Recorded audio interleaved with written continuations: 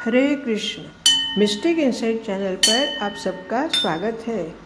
रामनवमी के शुभ अवसर पर आप सभी को बहुत बहुत शुभकामना। जय श्री राम। हरे कृष्णा। हरे कृष्ण बेटा। आज रामनवमी है, इसको लेके मेरे मन में दो क्वेश्चंस है। पहला क्वेश्चन ये है कि राम जो सब लोग बोल रहे हैं कि राम का जन्म हुआ है। हाँ हाँ। कोई बोल रहे कि राम अवतरित हुए हैं, कोई बोल रहे कि उनका उत्पन्न हुआ है। तो असल में उनका हुआ क्या है, कृपया करके आप हमको बता सकते हैं? असल में भगवान श्री राम का जन्म नहीं है, वो अवतार है।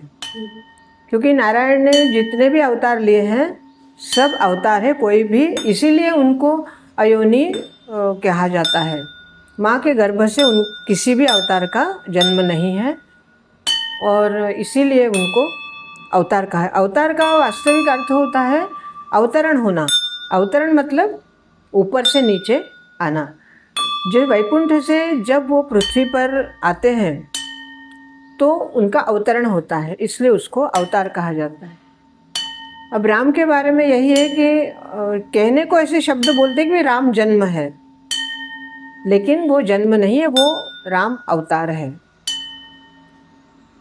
राम अवतार के समय, क्योंकि वो रघुकुल में उनका अवतार हुआ है, सूर्यवंशी है वो, तो सूर्यवंशी होने की वजह से उनके जो कलाएं हैं वो 12 कलाओं का उनका अवतार माना जाता है। और ऐसा कहते हैं कि जब उनका अवतार हुआ दोपहर को 12 बजे, तो उस समय ना तो अधिक गर्मी है, क्योंकि चैत्र महीना है, तो ना तो अधिक गर्मी है और ना ही सर्दी है, तो बीच का है वो ऋतु। और ऐसे में उनका जो अवतरण हुआ है वो आह्लाददायक हुआ है।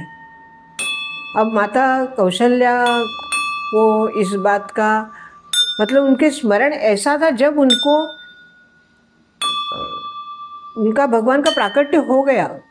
मेरे मन में एक सवाल है। हाँ, कि माता कौशल्या को पता था कि उनके घर में विष्णु भगवान है? हाँ, देखो, कौशल्या के रूप में जब वो है तब उनको इतना पता था कि उनके घर में भगवान अवतार लेंगे, ठीक है।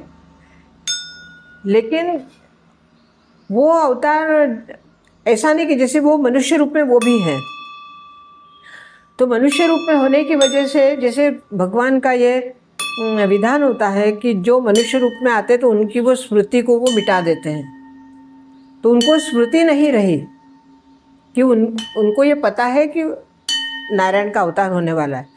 पता होने के बावजूद भी उनकी स्मृति मिटा दी गई थी।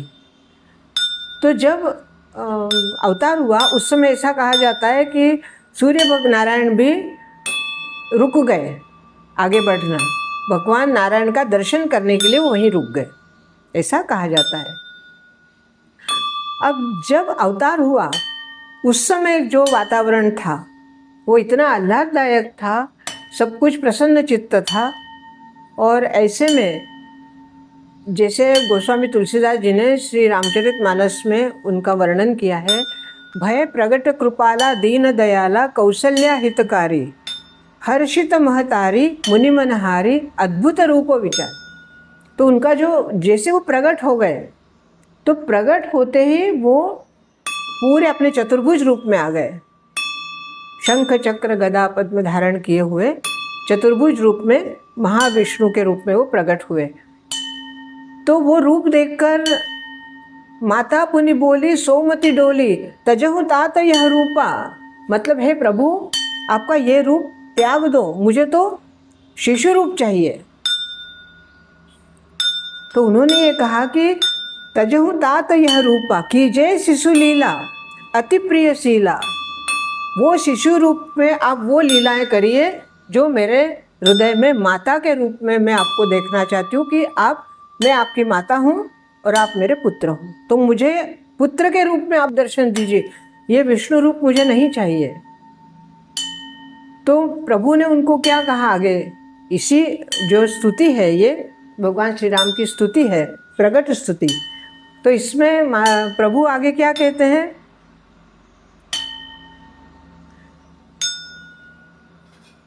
माता पुनि बोली सोमति डोली तजहु तात यह रूपा कीजे से सुलीला अति प्रियशीला वह सुख परम अनूपा। सुनी वचन सुजाना, माता के वचन सुन के सुनी वचन सुजाना रोदन ठाना होई बालक सुरभूपा।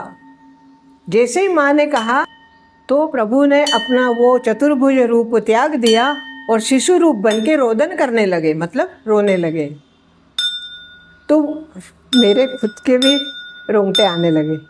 तो ये कहने का मतलब यह है कि जो ये अवतार होता है तो माता को उन्होंने दर्शन देके और ये बता दिया कि मैं नारायण तुम्हारे पुत्र के रूप में जो तुम्हें मैंने वचन दिया था उस वचन के अनुसार मैं आ गया हूँ। परंतु जैसे ही वो शिशु रूप होने लगे उसके पहले उन्होंने उनकी जो स्मृति थी वो मिटा दी, क्योंकि वो बालक राम को चाहती थी। उनकी इच्छा थी कि मैं माँ बन के मेरे प्रभु का लालन पालन करूं, इसलिए वो उन्होंने उनकी स्मृति मिटा दी और वो बालक के रूप में उन्होंने उनको स्वीकार करके और राम बाल राम के रूप में ठुमक चलत रामचंद्र बाजत पैंजनिया वो सब आगे रामचरित में आता है। तो तुम्हारा कन्फ्यूज़न जो था कि राम का जन्म या राम का अवतार, तो राम का अवतार है। और प्रभु राम का जो जयंती जो रामनवमी है उसका भी कि वो रामनवमी आज ही है, क्योंकि राम जो नवमी है वो तिथि के अनुसार मनाई जाती है और तिथि आज 11:49 पे वो तिथि समाप्त होके नवमी शुरू हो रही है। इसलिए राम का अवतार जो प्राकट्य है वह आज ही है। और जो दुर्गा माता की जो नवमी है जिसको हम नव दुर्गा के जो पूजन चल रहा है उसकी जो नवमी जो हवन वगैरह है वो सब कल होगा 27 को, क्योंकि सूर्योदय के समय नवमी कल है और आज 12 बजे नवमी शुरू हो रही 12 के पहले, इसलिए राम का अवतार आज ही होगा। तो श्री राम के लिए हम आज रामनवमी की खुशी है और आपको राम नवमी के उपलक्ष्य में देखने वाले सभी को मैं शुभकामना देती हूँ और आपको भी शुभकामना देती हूँ कि राम जन्म जो ना होते हुए राम अवतार है। तो जोर से बोलो जय श्री राम। जय श्री राम। हरे कृष्णा। हरे कृष्ण।